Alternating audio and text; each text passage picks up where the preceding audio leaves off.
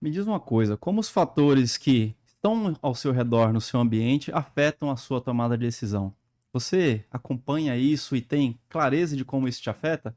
Fica com a gente nesse papo com o especialista, porque a gente tem uma conversa super especial sobre consciência situacional.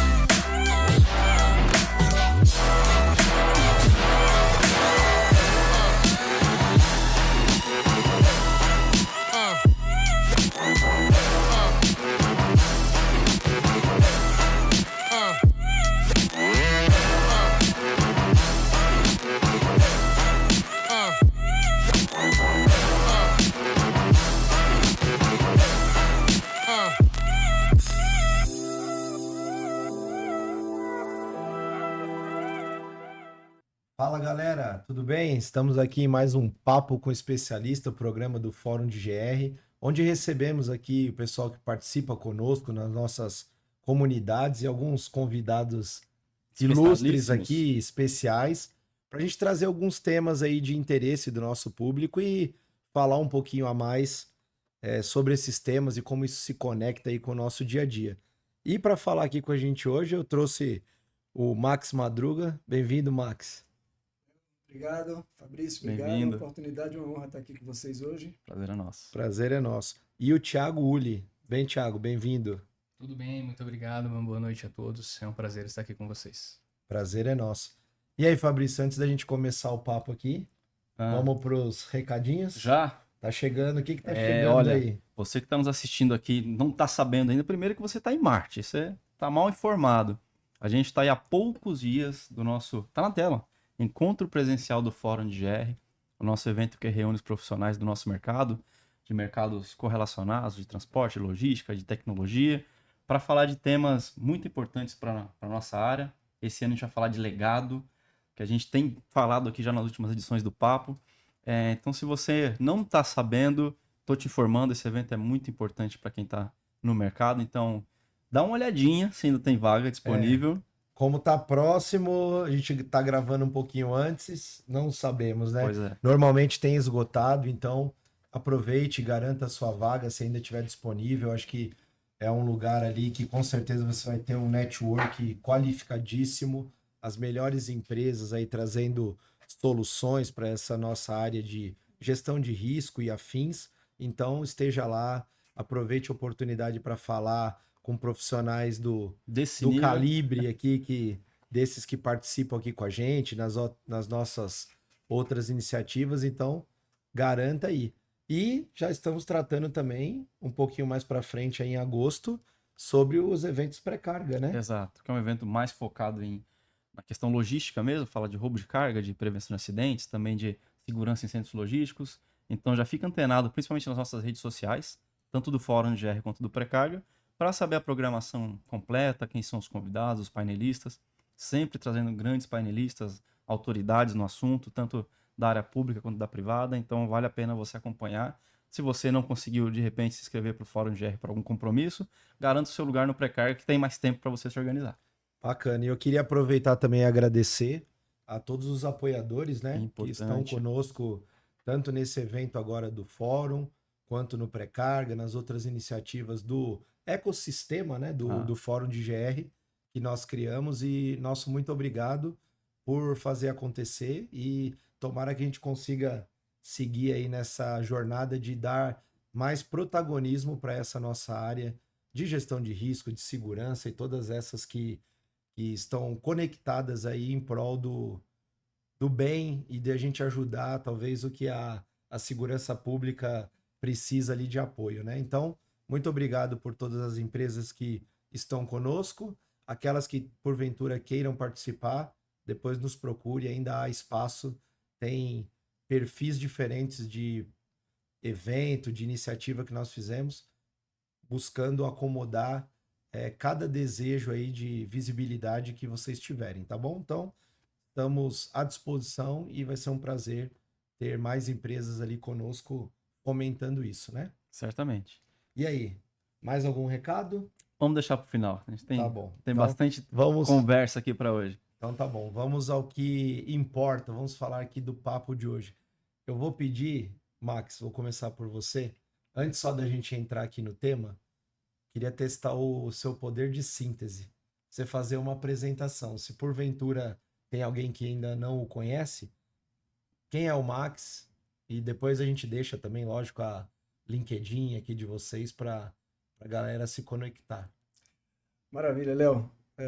Mais uma vez, uma honra, um prazer imenso estar aqui com vocês, poder contribuir um pouco com o meu conhecimento.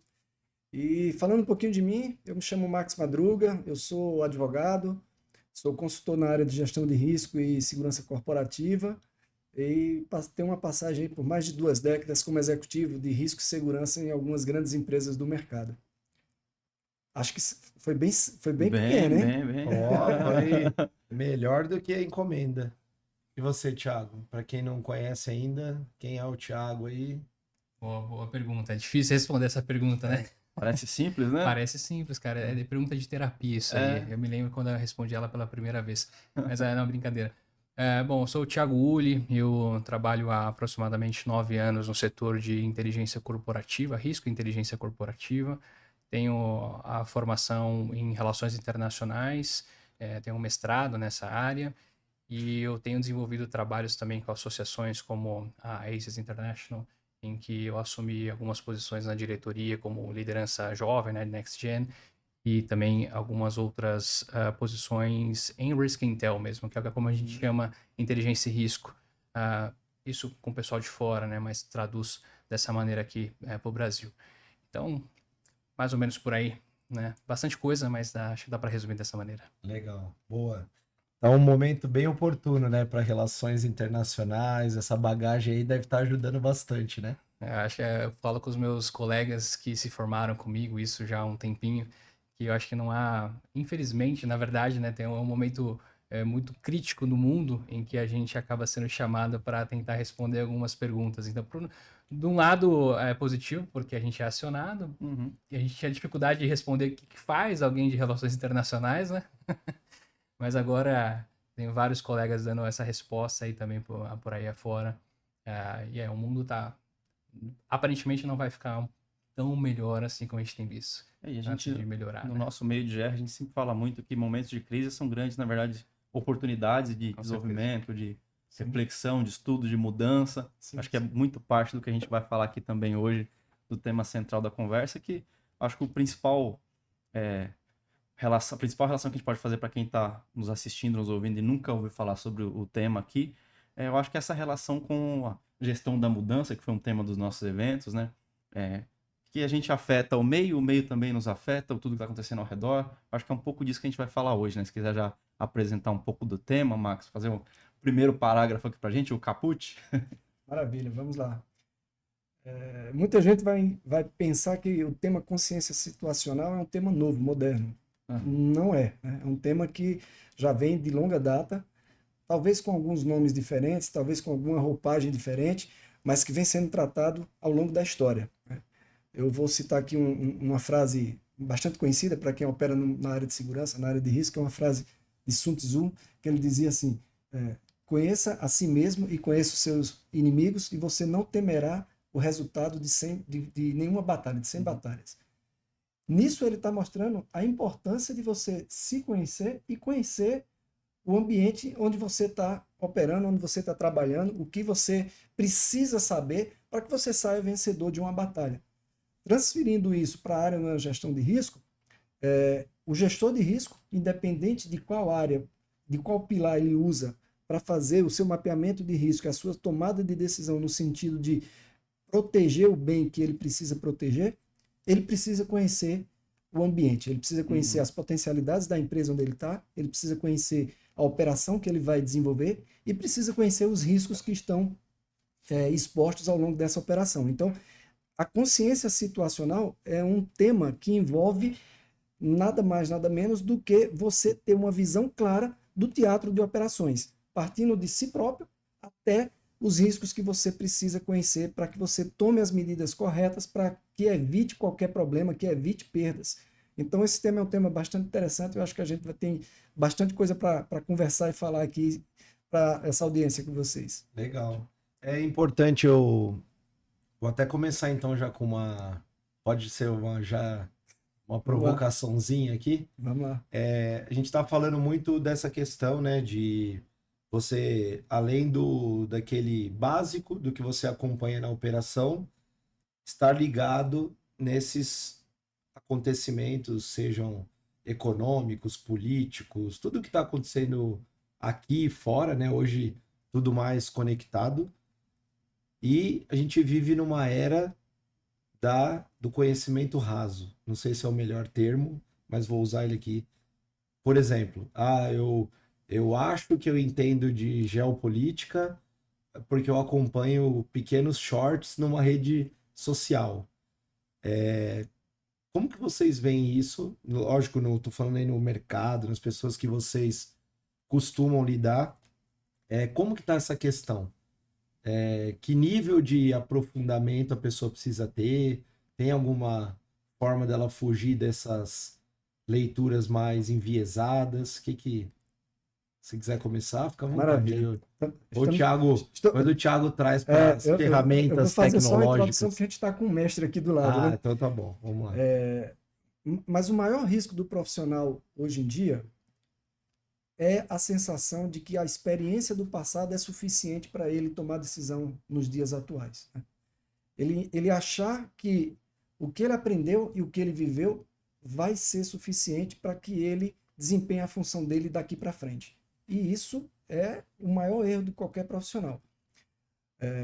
Hoje em dia, com a mídia da forma que a gente tem hoje, que a notícia ela acontece agora e daqui a 5 segundos o mundo inteiro já está sabendo, as pessoas tendem a entender de que já são especialistas em um determinado tema. E aí se junta a experiência e a formação do passado, as experiências vividas, com as notícias que estão o tempo inteiro sendo publicadas, e o profissional entende que isso é suficiente para que ele seja um bom gestor de risco, um bom gestor de segurança, e que ele tome as decisões dele da melhor forma possível. Só que a consciência situacional não permite que isso seja o único pilar de uma tomada de decisão. Não descarta isso. Não né? descarta é uma isso. Das bases. É uma das bases. A experiência é super importante, o conhecimento é super importante, saber o que está se passando no mundo com as notícias, lógico, tendo cuidado de não acreditar nas fake news. Desinformação. Desinformação. Isso é super importante.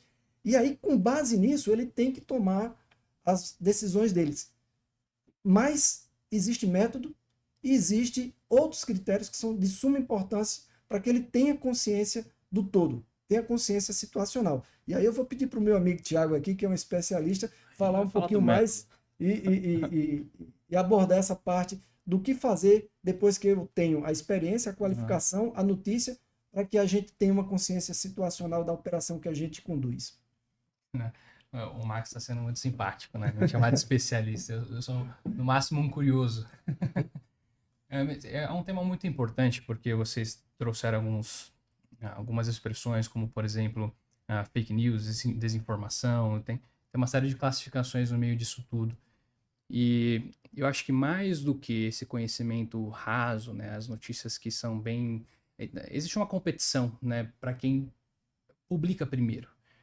E hoje, com rede social, independentemente de qual você utiliza, nós nos tornamos também produtores de informação em certa medida, não só mais consumimos como anteriormente, antes do advento da internet, por exemplo, que consumíamos informação através de televisão, rádio, jornais, como também fazemos hoje.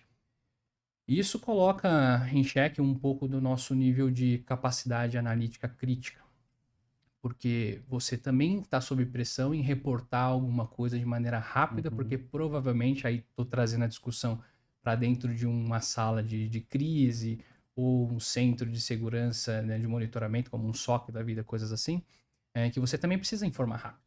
Porque o seu gerente, o seu líder, ele vai ver aquela notícia também no seu próprio celular, que vai chegar uma notificação para ele e ele vai te questionar.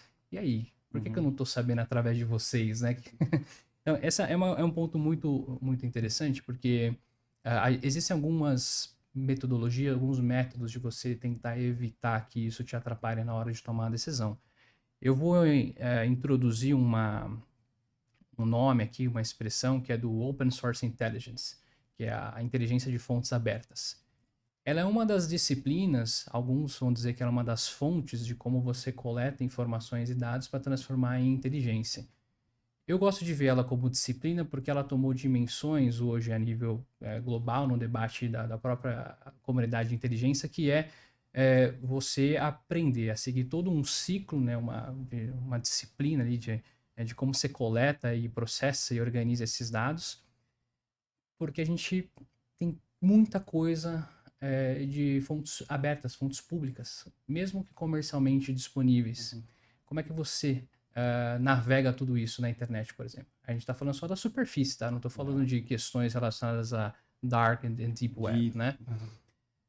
Então você tem essa coisa chamada OSINT, ou o próprio ciclo de inteligência, que te ajuda com algumas outras ferramentas e um método de você conseguir ter um direcionamento, saber o que coleta, como coleta, em que momento coleta, como você processa esses dados que muitas vezes não, a maioria das vezes são desestruturados, como é que você conecta eles com dados internos, como é que você também verifica com fontes humanas, por exemplo, que é quando eu tenho algum officer que está no meu escritório num outro lugar do mundo, quero saber, e aí, da sua visão aí da rua, o que está acontecendo, né? Se você consegue verificar isso para mim também, até que você analisa e dissemina isso através de um produto de inteligência, que pode até ser um produto chamado de consciência situacional, né? Que é o que geralmente a gente é demandado nas empresas. Então eu vou parar por aqui, porque dá para entrar em vários desses tópicos, mas eu diria que é um risco sim da gente se pegar em questões enviesadas. Adiantando uma dica tem que continuar lendo, tem que continuar estudando, porque, enfim, é o mundo que a gente tem hoje. E com o advento de IA, por exemplo, está muito mais fácil você criar deepfakes, né, vídeos que estão aí para desinformar, e muitas vezes são campanhas vindas de governos, de estados. Agora a gente está vivendo guerras, por exemplo. É o que mais vai acontecer. Então nós temos que estar preparados como gestores também para entender, tentar minimamente diferenciar o que é verdade do que não é. Como verificar uma questão. E sim, na visão das empresas, existe um nível de saturação informacional, por exemplo. Meu time não precisa saber, sei lá, de economia. Meu time não precisa saber de violência urbana, dependendo da empresa. Existe ou pode ter esse tipo de blindagem para talvez tirar o excesso de informação, de tráfego de informação dentro de um setor na empresa? Pode existir isso na sua visão? Pode. E aí eu acho que a área de inteligência mesmo, ela consegue responder. Porque basicamente a inteligência, ela tenta responder perguntas específicas. É claro que isso é uma tarefa de quem está na posição de gestor de inteligência, de analista de inteligência. Você, como consumidor, cliente, pode até não saber o que significa. Por exemplo, uma coisa que a gente chama de pedido de informação, que em inglês é request for information, né? Isso se torna um produto, né, para várias empresas, inclusive. Então, a partir disso, você consegue delimitar melhor o seu escopo para responder uma pergunta específica que pode ser só político-social, pode ser só econômica, mas aí é mais uma questão de você pegar uma pergunta geral sobre, e aí os Estados Unidos vai atacar o Brasil, por exemplo, agora que vai designar algumas organizações criminosas como terroristas. Aí você quebra essa pergunta em vários pedacinhos e tenta responder buscando dados, informações específicas para aquilo. Você tem que saber onde você vai parar, porque senão você nunca acaba. Né? E muitas vezes, quando não tem informação, também é uma informação. Então, depende muito do que você está trabalhando com o seu cliente, né, com o seu stakeholder. É uma tarefa difícil, mas a inteligência está aí para isso. Pode ser para você, Max, se quiser também, fica à vontade. O ponto é o seguinte, até usando, você comentou aí, tem a inteligência artificial, que ajuda o lado também das deepfakes ali, né? Enfim, tantas coisas que a gente tem visto. E também, por outro lado, ajuda o profissional em algumas tarefas talvez de leituras, pesquisa para mim o que você tem sobre essa notícia, enfim. Uma curiosidade aqui, tá? Dessa parte que você comentou, de validação e etc., como que você enxerga, por exemplo, essas inteligências gratuitas que a gente tem hoje, que eu estou querendo dizer? Por exemplo, daquilo ali que quando você coloca, ele cospe, quando você vai fazer essa apuração melhor, não sei se tem uma média, alguma coisa assim, mas o quanto daquela notícia, esse apanhado se aproveita e o quanto você, por fontes complementares ou enfim, igual você falou, essas validações em loco, o quanto que se aproveita dessa primeira resposta, aquela mais padronizada? Tem alguma coisa nessa linha? Olha, tentando resgatar na memória aqui as últimas publicações dessas principais LLMs, né, as Large Language Models, eu acho que eles não chegaram a nenhum benchmark, assim, para ser bem sincero, não sei, tá? Mas eu posso compartilhar uma experiência própria com a minha equipe em que nós tentamos testar os modelos que estavam disponíveis para a gente, justamente divididos de acordo com cada fase desse ciclo de inteligência que eu mencionei. E a gente, enquanto ela cospe essa informação extremamente rápido, a gente alcança aí mais de 70% quando a gente compara com a produção de um relatório sem o uso da IA, a gente cria 2 grupos de controle, por exemplo, você consegue aproveitar uma boa parcela daquela informação, porque ela serve como um primeiro, como eu posso chamar, uma primeira pesquisa mesmo nas redes, né? Tem um risco de alucinação, dependendo do modelo, ele vai até te criar links falsos, ou ele vai te jogar para sites que não existem ou estão quebrados por válidas, né? referências inválidas, isso acontece. Novos modelos agênticos de IA, eles já reduziram muito isso, então tem plataformas que a gente testou em que não teve nenhuma fabricação de link. Isso nos ajuda bastante porque a gente consegue clicar no link e checar a notícia. Mas tem uma outra questão que é importante ter em mente, que eu acho que é um dos grandes problemas hoje, e você precisa ainda, claro, ela não consegue fazer uma validação de fato do conteúdo em si. Então, se eu tenho, por exemplo, uma postagem no Twitter, né, no atual X agora, você, muitas vezes, se tem muita gente tratando desse assunto e ainda não foi verificado por uma mídia mais tradicional e que tem um histórico de confiança alto, fontes outras, é muito provável que ela vai dar aquilo como se fosse algo verdadeiro, porque o output dela, o resultado da IA é de convencer que aquilo que você está, a partir do seu prompt, vai te dar algo que te convence, né? Aí é onde está o grande risco. Então, dá para aproveitar sim como uma primeira tarefa ali. Agora, todo o processo a partir do processo, no momento que você tem que fazer o processamento desses dados, a análise, a avaliação, para ir disseminar, aí é onde entra de fato o humano. A parte da coleta em si ela já está bem automática, está bem mais fácil hoje em dia e nos garante, nos salva muito tempo.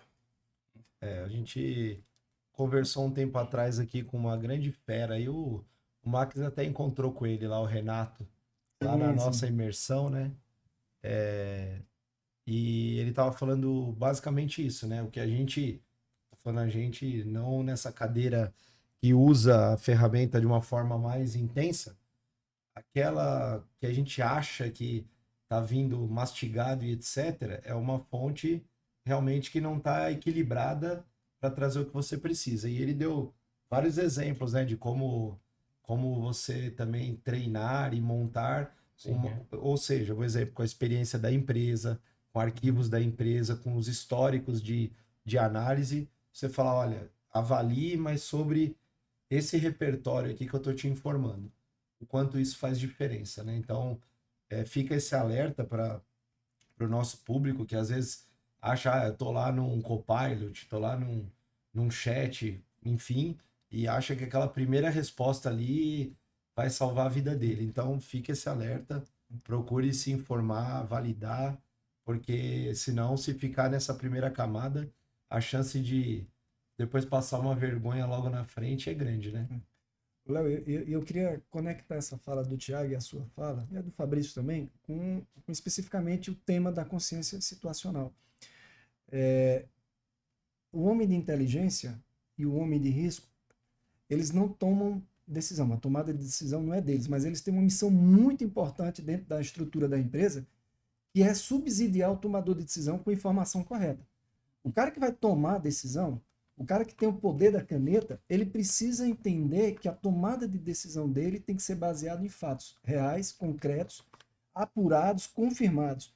Porque senão, se o cara de inteligência ou o cara de risco leva uma informação incompleta ou errada para o tomador de decisão, ele vai estar dando ao tomador de decisão uma consciência de uma situação que não é a real. E isso envolve uma tomada de decisão que pode gerar perdas financeiras e até a descontinuidade do negócio da empresa. Claro. Se, por exemplo, isso estiver envolvendo um investimento de altos recursos numa direção de virada de chave da empresa para um outro modelo de negócio. Se isso for feito de uma forma equivocada, improvisada, com base em primeira coleta de dados de IA, sem o tratamento, sem a verificação, sem analisar o risco junto, imagina o tomador de decisão numa mesa, tendo na frente dele um campo de batalha, e ele tomando a consciência de tudo que está ali para tomar uma decisão, só que aquilo que está sendo apresentado para ele não é a situação correta, não é a situação verdadeira, foi uma IA que gerou sem a validação, sem a positivação, e o homem de inteligência, o homem de risco, entrou na onda e foi levar isso para o tomador de decisão. E a decisão foi tomada de forma errada e pode prejudicar a empresa. Então, a consciência situacional, ela precisa ser conduzida de uma forma em que as fontes de informações seja vindo da área de inteligência por um agente de inteligência que está usando IA para coletar a primeira camada de informações, seja por um gestor de risco que está avaliando o risco da empresa, ela tem que ser positivada, ela tem que ser validada para que o tomador de decisão tenha uma consciência situacional real e a decisão seja mais acertada para a empresa. Tá? Isso é muito importante que as pessoas que estão nos ouvidos entendam de que existe uma necessidade de validação de tudo que está sendo coletado. E tomar cuidado com isso, né? Com a questão dessa necessidade de ser imediatista ali, pode acabar levando uma primeira informação ali que não é a mais precisa, né? Exatamente. E tem um ponto que você falou que é importante, talvez assim, a gente tem que ter em mente que a área da inteligência do gestor de riscos não é o protagonismo, né? É você dar insumo para que outra área, para que o dono do processo normalmente tome melhores decisões, para que acerte o rumo do negócio. A gente vê muitas vezes um gestor de risco querendo protagonismo e acabando tomando a decisão do rumo de um negócio, atravessando muitas vezes uma operação. E eu acho que o objetivo, principalmente aqui do tema que a gente está falando, é justamente esse, né? Analisar, dar instrumentos, dar conteúdo para que o negócio, as outras áreas tomem melhores decisões, e não só o próprio gestor de risco tomar decisão, correto? Perfeito, é isso. O nosso entendimento aqui, não sei se o Thiago concorda comigo, mas o nosso entendimento é esse. A inteligência, por si só, ela já tem uma característica de anonimato. Né? E aí, se você tem um cara de inteligência que ele aparece mais do que a notícia, e que ele toma decisões que não estão na alçada dele, tem alguma coisa de errado na estrutura, e isso pode prejudicar a empresa. Né? O papel da inteligência é buscar informação nas diversas fontes, a IA é uma delas, e aí o Thiago pode se aprofundar nisso, tratar a informação, trabalhar de forma conjunta com a área de gestão de riscos e dar a consciência da situação para o tomador de decisão para que ele tenha capacidade de tomar uma decisão com embasamento, para decidir de forma correta e concreta. E você citou no começo da conversa aqui que é um modelo que vem desde Sun Tzu, modelos militares, já vi literatura que fala de Primeira Guerra e Segunda Guerra, usando esse modelo, até essa terminologia. Dá um exemplo assim, de casos práticos em cenários de operação que é usada a inteligência situacional, né, a consciência situacional, e também no mundo dos negócios. Que momento, por exemplo, que a gente pode citar assim, para a pessoa que ainda não capta tudo que a gente está falando, um cenário real assim, que a gente pode falar de aplicação? Bacana. Existem diversas formas da gente abordar essa resposta. Eu vou por um caminho aqui, e aí o Thiago me complementa. As Forças Armadas de diversos países começaram a montar o que chamava de Centro de Comando e Controle. E isso fazia com que diversas áreas dos exércitos, das Forças Armadas, atuassem de forma conjunta no mesmo ambiente. Isso era para quê? Para que o tomador de decisão pudesse ter, no mesmo momento, informações vindas de todas as fontes que ele precisava, para que ele pudesse tomar a decisão no tempo correto e de forma correta. Você imagina um comandante de exército, numa das guerras antigas que a história nos mostra, se ele recebesse que não tinha tecnologia, se ele recebesse essa informação de uma fonte, tomasse uma decisão e enviasse uma tropa dele para um determinado local e chegando lá, a tropa fosse aniquilada porque a informação estava totalmente equivocada. Então, com base na necessidade da consciência situacional, se começou a se constituir o conceito de centro de comando e controle. Trazendo isso um pouco mais recente, aqui no Brasil, um dos primeiros episódios, talvez não um dos primeiros episódios, mas um dos episódios mais emblemáticos e recentes que está na nossa história, foi a constituição do Centro de Comando e Controle para a Copa do Mundo de 2014, né? No Rio de Janeiro, onde todos os órgãos do aparato de segurança pública nos diversos níveis, federal, estadual e municipal, Defesa Civil, tudo se reuniu num único local para que pudesse ter uma visão de consciência situacional da segurança do evento num único local. E quem estava comandando a operação pudesse tomar uma decisão com base em todas as informações que ele precisava para tomar a decisão. Eu vou passar a bola pro Thiago, porque isso foi ensinamento para o mundo corporativo. Sim. O Thiago já o próprio nome é usado. O próprio nome, mas hoje em dia a gente tem um conceito diferente que o Thiago já citou aqui, que é o SOC. É o Securities Operation Center. E isso vem desse modelo de CCO das Forças Armadas na exigência de ter uma consciência da situação. O SOC hoje em dia, diferentemente do que a gente tinha algum tempo atrás, não é uma central de monitoramento que fica um operador de monitoramento olhando câmeras ali para ver se em algum momento alguém tenta fazer um furto ou um roubo e ele ali de forma reativa vai tomar uma ação. Não é mais isso. Eu vou dividir aqui a resposta com o meu colega Thiago, que ele vai abordar sobre isso aí. Esse é um tema que um tema que dá um podcast inteiro para isso.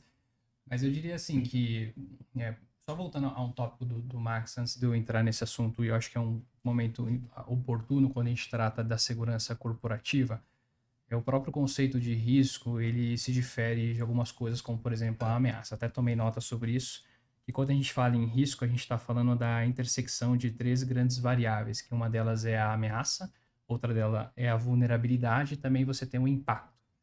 Quando você descobre como traduzir isso para o seu negócio, é onde a inteligência, seja a inteligência que esteja sentada fisicamente dentro de um SOC, ou uma unidade de inteligência fora de um SOC, é onde você agrega valor de fato ao negócio. E aqui o negócio pode ser qualquer negócio, pode ser um negócio de só apenas segurança física corporativa, do que o Max tem bastante experiência com a patrimonial, coisas assim, até mesmo com empresas de tecnologia que você tem o mais diverso leque de negócios. Então, eu estou introduzindo dessa maneira para falar do SOC, porque o SOC ele depende também da quantidade de recursos que você tem disponível. Geralmente, as maiores empresas, elas têm grandes SOCs, que você pode ter desde o monitoramento de câmeras, mas não dessa maneira que o Marcos colocou, ou seja, você não vai ficar olhando para tentar pegar um incidente, mas sim porque você coleta dados a partir dessa visão das câmeras para depois você criar protocolos que vão reduzir o risco de algo acontecer, você vai tentar identificar essas próprias vulnerabilidades e você pode ter dentro dele também coisas relacionadas a atendimento ao cliente, no sentido assim, o SOC ele funciona hoje nessas grandes empresas. Aí tem, na minha opinião, um pouco de também retenção de custos, eficiência, coisas assim, de você usar o SOC como se fosse um 9.0 para as empresas. Em que você concentra também bastante dados e informações que vão te ajudar a mitigar o risco de um empregado, que esteja viajando para um outro lugar que você não tem escritório, dele ter uma consciência situacional maior sobre algum risco específico ou ameaças que ele pode encontrar naquela região. Mas assim, eu acho que a questão do SOC, ela tem um pouco disso, Ela virou um grande centro mesmo, com uma série de serviços de segurança e depende do tamanho da organização, você vai ter mais ou menos coisas relacionadas, inclusive, à inteligência. E também muito o que para ela é importante, Exato. Às vezes é isso, para mim a segurança Lógico, a segurança deveria, pelo menos, ser para todos, mas estou só exagerando num ponto aqui para isso, né?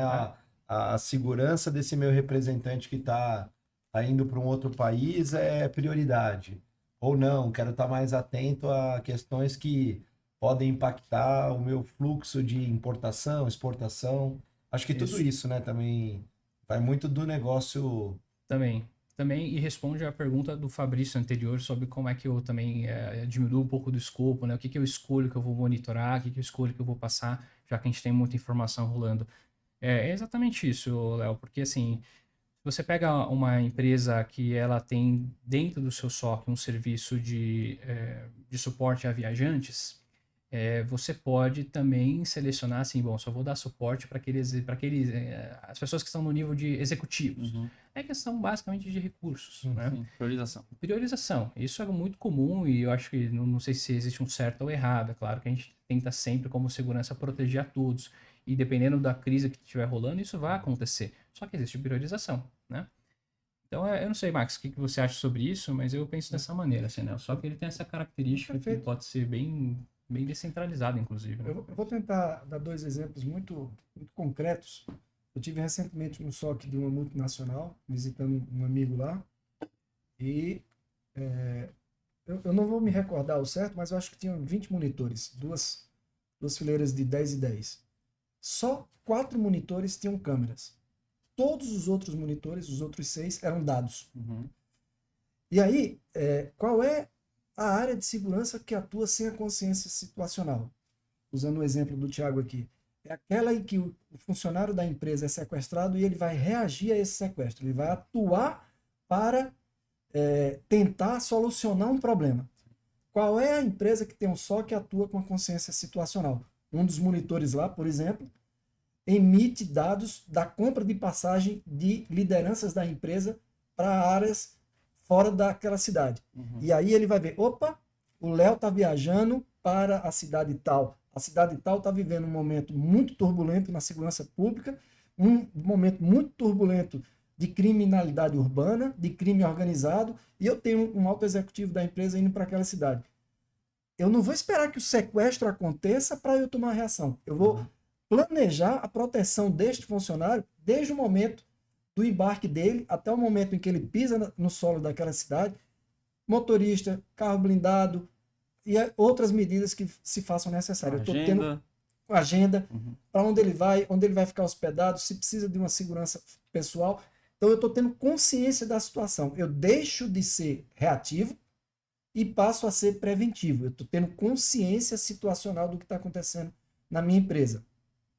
Um outro caso que esse colega me citou, só para finalizar, é que esse SOC monitora também redes sociais. E aí tem lá o que o Thiago comentou. Tem a coleta de dados, por exemplo, quando o nome da empresa é citado em alguma rede social e traz a notícia.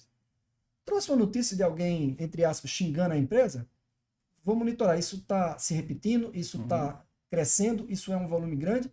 Não. Qual a relevância daquela pessoa disso? também? Num caso lá, isso começou a criar um volume e ele descobriu que eram terceirizados criticando a empresa por um determinado problema. E antes que o problema tomasse uma dimensão que pudesse parar a operação da empresa e influenciar no SLA para os seus clientes e no faturamento, a empresa tomou uma ação e resolveu o problema de forma pacífica e preventiva. Consciência da situação. Então não é mais o monitor nas câmeras olhando para esperar que alguém, sair no portal que alguém roube para ele com um telefone na mão aqui. Aconteceu, 190. Não é mais isso, né? A consciência situacional exige uma conexão muito grande com 2 áreas. A área de gestão de risco, então a empresa precisa ter mapeado, identificado todos os seus riscos, priorizado os riscos para ver o que ela vai tratar de forma prioritária, e a área de inteligência para fornecer informações que possam concretizar ou impactar a empresa na concretização desses riscos prioritários. Isso é levado para um SOC e o gestor tem que ter a consciência situacional para informar o tomador de decisão, olha, sobre esse risco aqui, está acontecendo esse cenário e as alternativas são essa com os seguintes impactos. Que caminho a gente vai seguir? E aí o tomador de decisão Às vezes todos eles vão ter impacto, é questão de ver qual que é o menor, né? É isso. E eu só aproveitar fazer um recorte aí, aproveitar a sua fala, Max. A gente costuma falar isso porque a gente tem um pessoal da nosso contato, por exemplo, que cuida muito da parte só do transporte. E muita gente às vezes pensa que isso é você ser um gestor de risco. Então eu queria só fazer esse destaque que quando vocês estão comentando aqui, que a gente está falando da gestão de risco corporativa, né? Onde, por exemplo, vai ter os problemas do transporte, vão ter os problemas patrimoniais, mas talvez tem coisas, talvez não, com certeza tem coisas muito maiores, muito mais importantes, né, das empresas. Então só queria fazer esse destaque, porque às vezes a gente ouve essa confusão limita, por aí, né, sabe? a operação. Ah, eu sou gestor de riscos da empresa tal. E não, você não é. Você é de uma célula desse tamanhozinho dentro do todo. Só para o pessoal conseguir conectar e entender a amplitude do que a gente está falando aqui. Eu posso trazer isso para um exemplo de gerenciamento de risco no transporte de cargas, comparando aquele gestor que está exclusivamente olhando o risco de roubo da carga e o gestor que está olhando os outros riscos da operação. O risco do profissional que está dirigindo, o risco da contratação da empresa que está fazendo a escolta, o risco da saúde financeira da seguradora que está segurando a carga, o risco da atividade da gerenciadora de risco que está monitorando, planejando e monitorando a operação, o risco da saúde mental, da saúde física do motorista e todos os outros riscos dos stakeholders envolvidos. Então, a carga, quem é que está me fornecendo ela, qual é a segurança desse fornecedor, lá na ponta da linha, eu estou entregando isso em que cidade, o motorista vai conseguir entrar na cidade, existe risco lá na cidade que pode trazer problemas para a operação quando o caminhão começar a entrar. Então, o gestor que olha apenas o risco do roubo da carga, ele não está tendo a consciência da operação dele, ele não está tendo consciência situacional da atividade que ele está à frente.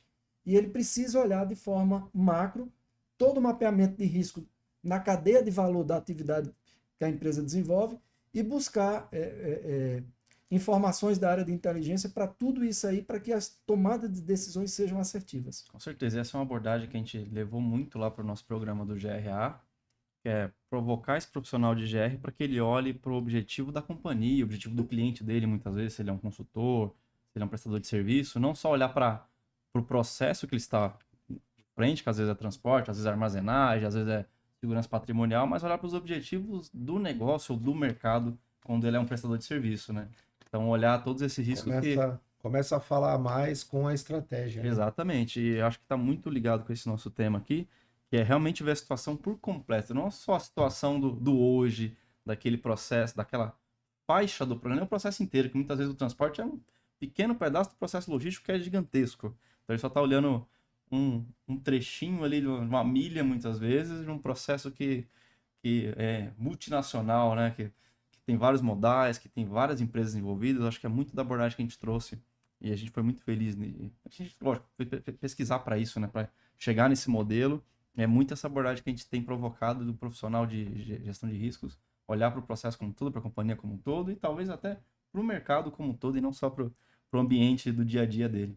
E mais um camarada aí que participou lá com a gente, né? Tava lá. Olha o nível de quem tava ali, a grande satisfação tá nisso, né? Ó, o cara podia subir lá e falar, deixa eu dar minha aula aqui agora. Quem sabe na próxima, né, Max? Vai ser um prazer. Mas gostou? Valeu a pena? Muito. É um evento que ele transcende a parte do aprendizado da teoria, né?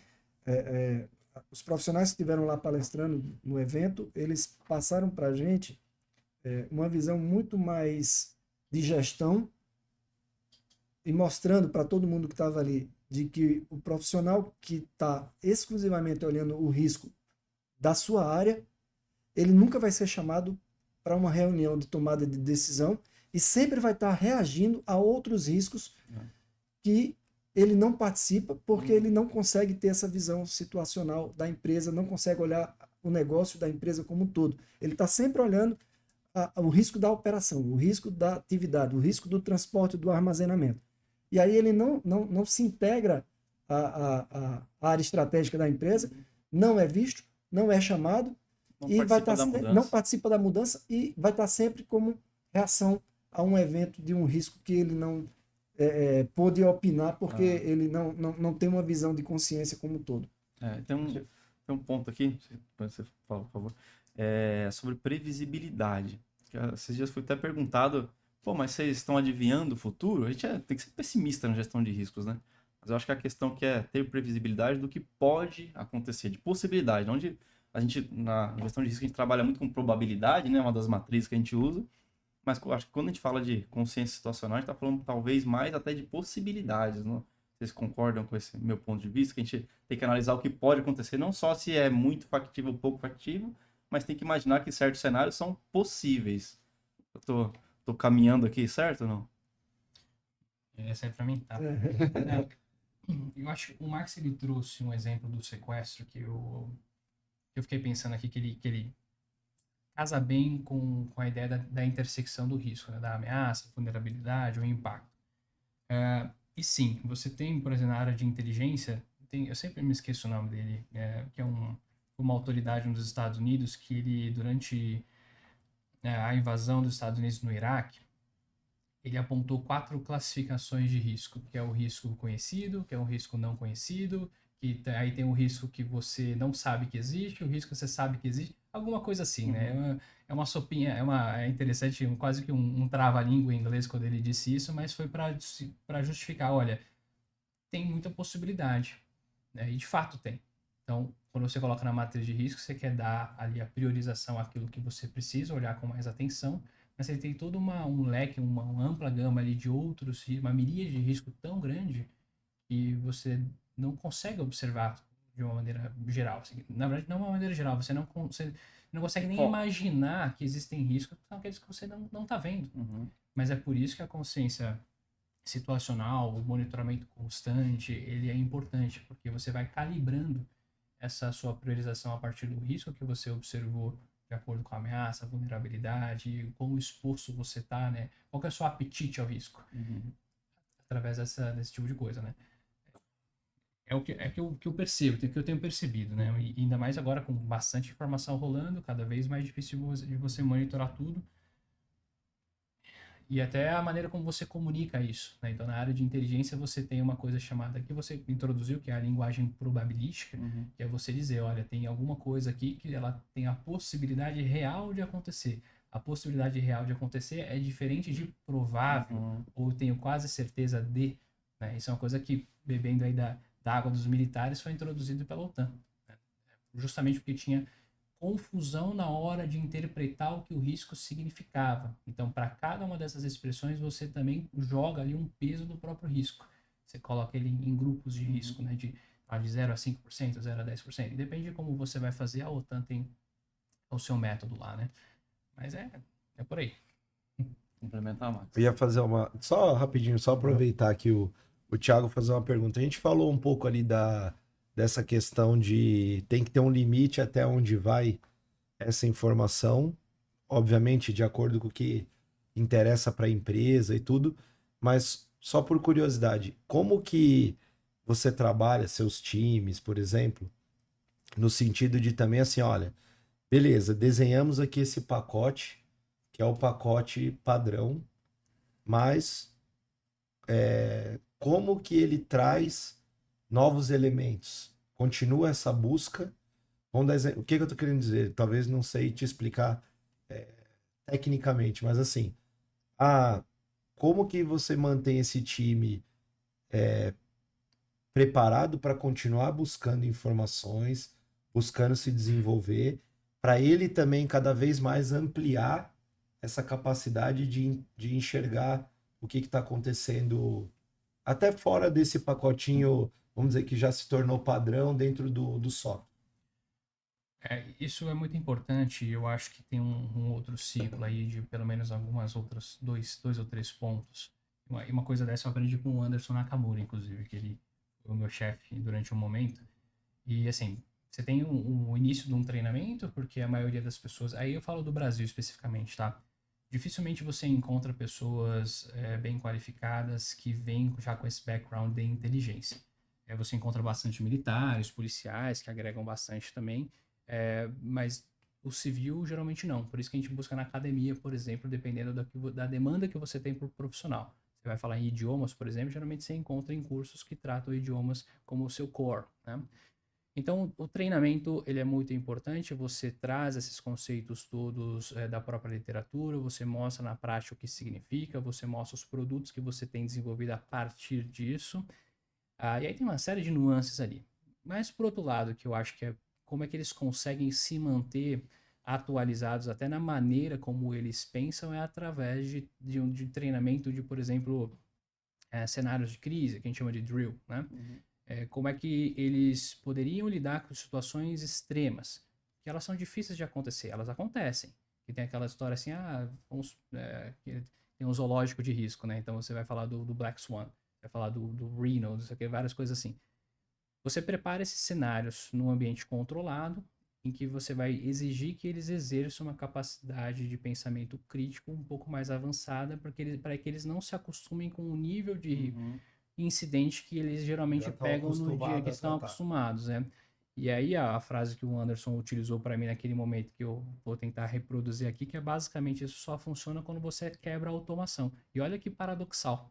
Você está falando de IA, LLM, tudo isso, que é exatamente se tratar de automação. Então, como é que você tira a preguiça, né, do pessoal quando você está dando uma série de ferramentas? Você está dando uma série de ferramentas para automatizar, para deixar o trabalho supostamente mais eficiente, escalável e tudo mais, ao passo que você precisa também quebrar essa automação para treinar o pensamento crítico. E isso, cara, é muito do indivíduo. Tem uma característica importante que é a curiosidade. O Max estava falando.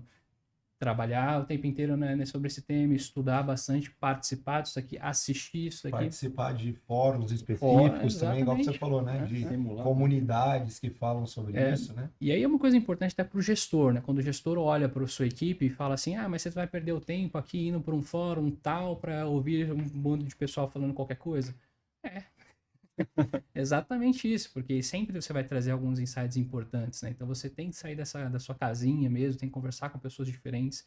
É importante ter opiniões distintas, senão você não melhora, né? E ainda mais agora, né? Com bastante coisa. Enfim, é um assunto transversal, né? Eu sei o que o Max minha opinião, né? Não, é bem por aí mesmo, né? Eu vou conectar um pouco dessa pergunta do Léo com a pergunta anterior do Fabrício, né? A palavra da moda hoje em dia é geopolítica, né? Todo mundo fala em geopolítica, todo mundo é especialista em geopolítica.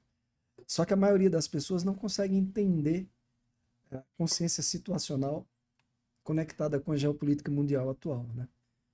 As pessoas olham as ações do governo americano na Venezuela, agora no Irã, e olhando de forma isolada, quem não tem a consciência da situação vai entender o seguinte, ele queria tirar o presidente da Venezuela do cargo, esse era o objetivo dele. Conquistou, acabou-se o assunto. Ele queria derrubar o regime do Irã. Conquistou, acabou o assunto. Será que é isso? A pergunta que o profissional precisa fazer é isso mesmo? A gente precisa voltar a um tempo e olhar o seguinte, os Estados Unidos sempre foram a maior potência do mundo.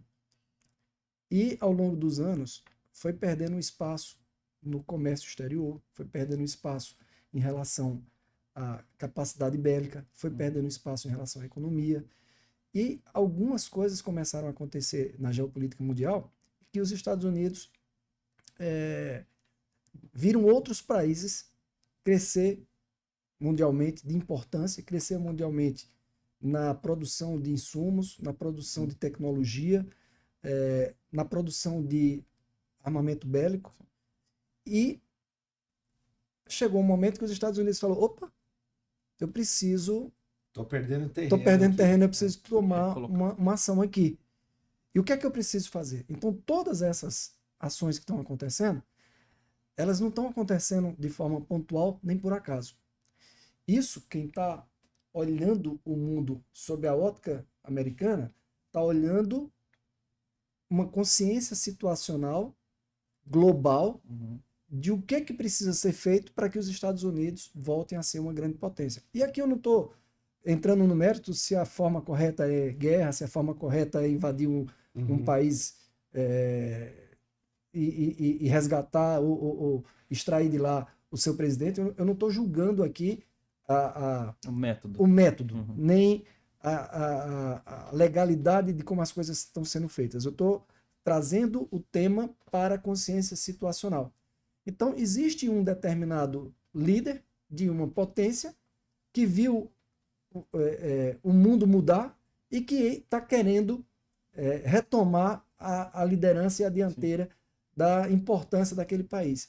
E essas movimentações, elas têm muita conexão com a consciência da situação global de importância, de força, de poder, de capacidade bélica, de comércio, de manter a moeda nacional como sendo a moeda de referência no mundo. Então, consciência situacional é isso, é olhar o todo, é olhar de forma macro aquilo que pode estar interferindo no seu desempenho, nos seus resultados, né? Então, eu acho que trazendo para o mundo corporativo, como o Thiago falou aqui agora e a pergunta de vocês, não pode simplesmente automatizar e acreditar que aquilo ali é o suficiente para achar a fórmula perfeita. Tem que quebrar essa automatização, tem que fazer pergunta. O homem de segurança, o homem de inteligência, o homem de risco, que não questiona, mas é assim mesmo? Mas por que isso está acontecendo? O que é que pode vir a acontecer? O homem de segurança, de risco e de inteligência, que não questiona, ele não vai ter domínio da consciência situacional de forma abrangente, porque ele vai estar automatizado a uma coleta de informações que vai trazer um único resultado muito claro para ele. Existe um filme muito famoso, eu estou tentando lembrar aqui o nome, de uma investigação de um assassinato. E os caras, durante a investigação, eles já tinham, no primeiro momento, mentalizado quem era o culpado, e toda a investigação estava para provar que aquela pessoa era culpada. E no fim do filme você descobre que aquela pessoa era inocente.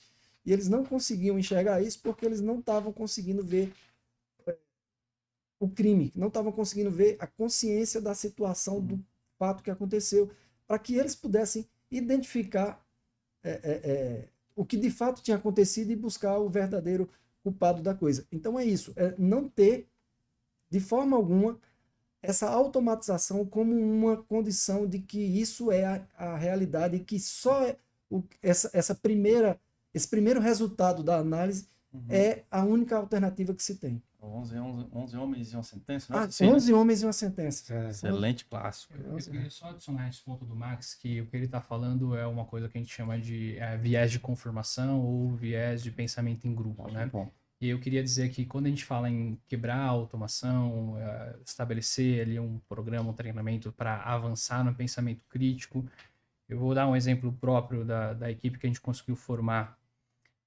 E que aqui, eu estou falando do ponto com muito privilégio, tá? Não vou ser hipócrita em dizer isso, que eu sei que não é a maioria das empresas. Estou falando de uma empresa multinacional, setor de tecnologia, com muito dinheiro e tudo mais.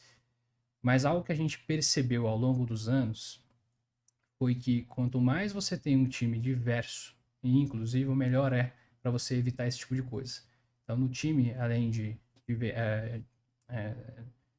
ser diverso em termos de gênero, raça, religião, de ideias também, de ideias. Inclusive, eu até gosto de tratar esse assunto e eu sei que essa pessoa ela me permite falar desse jeito porque foi um case de sucesso nosso, um analista com autismo. E tudo isso eu estou dizendo porque estava dentro da nossa miríade de risco, a gente percebeu que eu não poderia, por exemplo, tratar de um assunto como agora a guerra entre Israel, Irã, ou mesmo quando teve o primeiro ataque em Israel. Como é que eu vou tratar de um assunto quando eu tenho que cobrir a região da América, da Europa e do Oriente Médio, sendo eu da América Latina, se eu não tenho alguém do meu time que vai me dizer assim, cara, essa palavra em hebreu significa tal coisa. E esse analista, por exemplo, ele era esse nosso cara, né?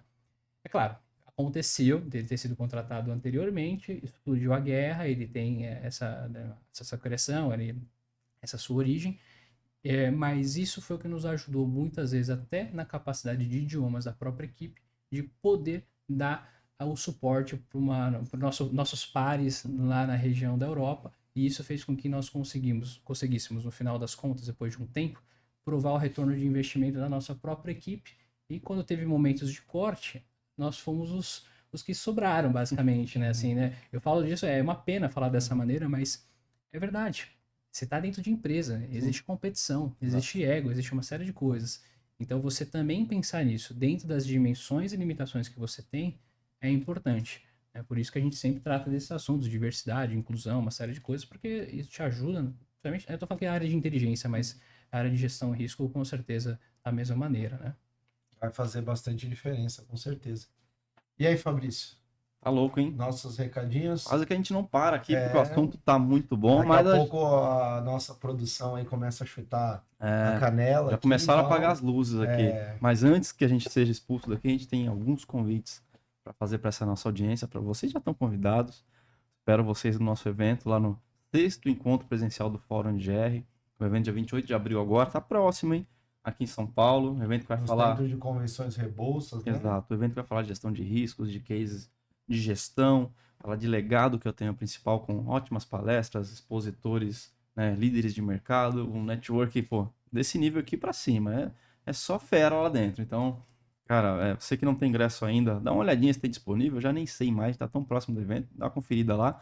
Mas a gente tem algum guardado aí no bolso? Tem um guardado e vamos sortear ele aqui, né? Vai ser Felizardo que vai participar lá com a gente. Bora. Então, qual que é a forma da pessoa como que eu posso dizer? Se candidatar à participação? Sim. A gente sempre brinca aqui que é a questão dos 3 Cs. Então, é curtir, comentar e compartilhar esse conteúdo para fazer chegar em quem precisa e quem, como a gente comentou aqui, né, do evento que você falou, se sair com uma pulguinha atrás da orelha e conseguir colocar em prática, eu acho que a gente cumpriu a nossa missão. Então, comentar ou no YouTube, LinkedIn ou no LinkedIn ou Instagram. Por gentileza também, depois a gente vai deixar os arrobas aqui dos nossos queridos aqui entrevistados de hoje, participantes. Sigam também, vale a pena, são feras aí no que fazem e pessoas acessíveis aí para trocar alguma figurinha. Então, esse vai ser o habilitador aí para participar e concorrer. Vamos fazer o ingresso Experience, né? Bora, vamos lá. Que é o que dá acesso à programação desde o pré-evento lá na parte da manhã, onde a gente fala lá de logística, fala de outros demandantes para o pessoal de risco, né? E também depois na parte da tarde a nossa programação convencional. Então, faça aí a sua habilitação e garanta aí provavelmente um dos últimos ingressos disponíveis aí para participar lá conosco. Certamente. E acompanhe quem já está inscrito e quem não está também. Acompanhe nossas redes, LinkedIn, Instagram, para saber das novidades, da programação completa, as dicas de como chegar lá. Toda essa questão logística também é bom ficar atento, porque se perder 1 minuto do evento, está perdendo muita coisa. Isso aí. Já tem praticamente os painelistas confirmados, né? A gente sempre deixa um suspense aí. Sim, faz parte. Vamos comunicando aos poucos, mas assim, vão ter com certeza painéis aí do mesmo nível de que quem participa com a gente lá já está acostumado. Então, vale super a pena. Mais uma vez, obrigado a quem está conosco, seja os apoiadores, as empresas que estarão lá, e também aquele que investiu, né, no seu ingresso, a empresa que proporcionou ao seu colaborador o ingresso para ter esse momento lá de troca. Tenho certeza que se souber aproveitar, vai ter acesso ali a grandes personalidades, a um network extremamente qualificado, né? Então... e um convite também agora para quem está nos acompanhando, eventualmente não está seguindo esse canal aqui no YouTube ou em outra plataforma se estiver por áudio, segue o canal para ele ficar sempre atento às novidades. A gente costuma publicar pelo menos um programa desse por mês, mas sempre tem programas extras também, então vale a pena ficar ligadinho. Então, vale a sua inscrição no canal do Fórum de GR. Boa. E depois também, quem tiver interesse nas outras iniciativas, nós gravamos recentemente, né, Fabrício? Um programa aqui explicando cada iniciativa, qual a sua característica, quem que tem participado conosco. Então, fiquem à vontade também de nos procurar para conhecer essa programação e ver o que faz sentido para você colocar a tua marca. Tem eventos que proporcionam um momento de fala, outros não, alguns mais específicos, outros mais genéricos. Enfim, tem para todos os gostos, né? Exatamente. Esse ano nosso calendário está bem recheado, então quem tem interesse em participar conosco, seja como apoiador, né, como empresa participante, como visitante, como aluno na nossa imersão, então confere essa programação que é bem legal. Esse ano está bem recheado. Já tem pré-agenda também, né? Para a próxima turma da imersão, né? Ó, GRA, você que ficou de fora dessa formação que é para gestor de risco nível AA, a gente não tem data divulgada ainda da segunda turma desse ano, que na verdade será a terceira do programa. Foram 2 turmas espetaculares ao nível de quem estava lá na sala. Então você que tem interesse, quer conhecer um pouquinho mais, vai no nosso site forumdgr.com/GRA ou /imersão, vai para o mesmo lugar. E tem uma ficha lá de candidatura. Então, a depender do nível de interesse, a gente pode, de repente, antecipar uma turma. Então, demonstre seu interesse nesse formulário lá que a gente vai falar contigo depois. É isso aí. E como a gente segue o papo, daria, como a gente falou, fiz alguns recortes aqui, daria para gravar outras versões. Mas a gente tem a pressão do tempo aqui. E sempre que a gente caminha para esse final, a gente muda um pouquinho, né? Sai um pouco do tema que a gente estava falando e a gente fala um pouco para o pessoal que está nos assistindo e está ou entrando agora nessa área ou está avaliando alguma movimentação e a gente brinca que é a dica de ouro. Então, vou começar pelo Max, hein, Max? Tô te usando aqui de cobaia, hein? Então, qual que é a provocação? Se você pudesse voltar talvez ali no teu início de carreira ou algum momento específico que você enxerga e você pudesse dar uma dica ou algumas dicas pensando o seguinte, olha, vai por essa linha que você vai poupar alguns tropeços. Lógico, não vai ter nunca a fórmula do bolo, mas o que você deixaria de dica para quem está assistindo se você pudesse fazer esse exercício e estivesse falando para você mesmo lá no início de carreira? Maravilha. Acho que a dica de ouro não dá para ser uma dica, né? Acho que são algumas dicas, mas o primeiro delas é a questão de você estar aonde estão os bons profissionais.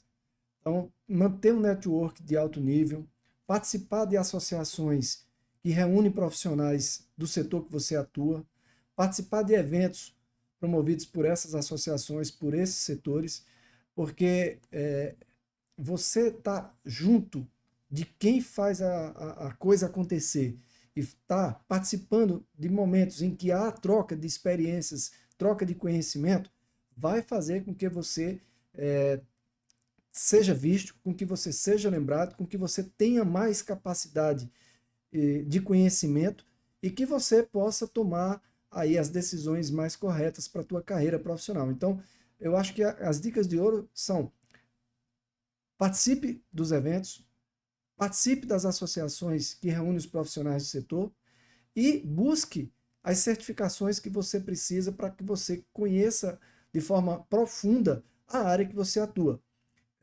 Hoje em dia, a experiência empírica do passado e a IA não são suficientes para que você tenha um sucesso na sua carreira. Você precisa ir além disso.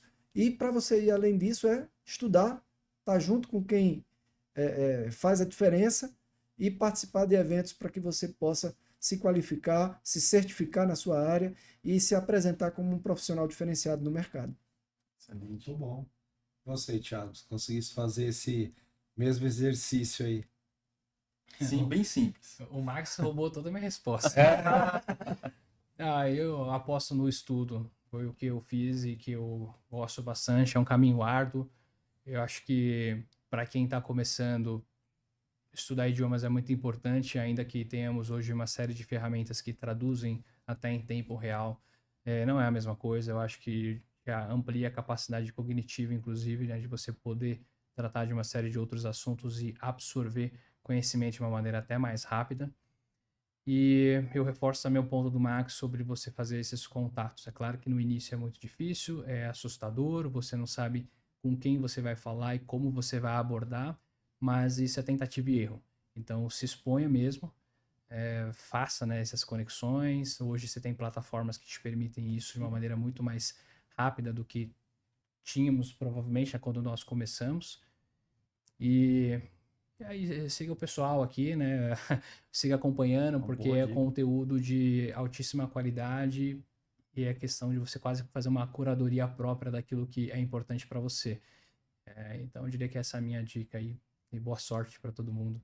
Dá certo, tem que ter paciência, mas dá certo. Fala, e a dica também é assim, se quer vir para essa área de segurança, inteligência, risco, a certeza que você vai ter que de tédio você não morre, né? Não. Sempre vai ter coisa para você aprender, para você fazer, para você ser provocado. Então, tem essa dica aí. Quer emoção, né? Vem pro Vem para GR, vem para segurança, vem para inteligência, que você sempre vai estar satisfeito, né? Muito bem. E minha dica final para você que acompanhou até aqui, além do meu muito obrigado, veja também os outros temas que a gente tem falado aqui no Papo com Especialista, sempre conversas de alto nível, assuntos muito importantes. Então, dá uma olhadinha no canal, outros temas interessantes, e eu aguardo você nas próximas edições. Valeu, pessoal. Até o próximo Papo com o Especialista. Obrigado, senhores. Falou, Tchau, pessoal, até obrigado.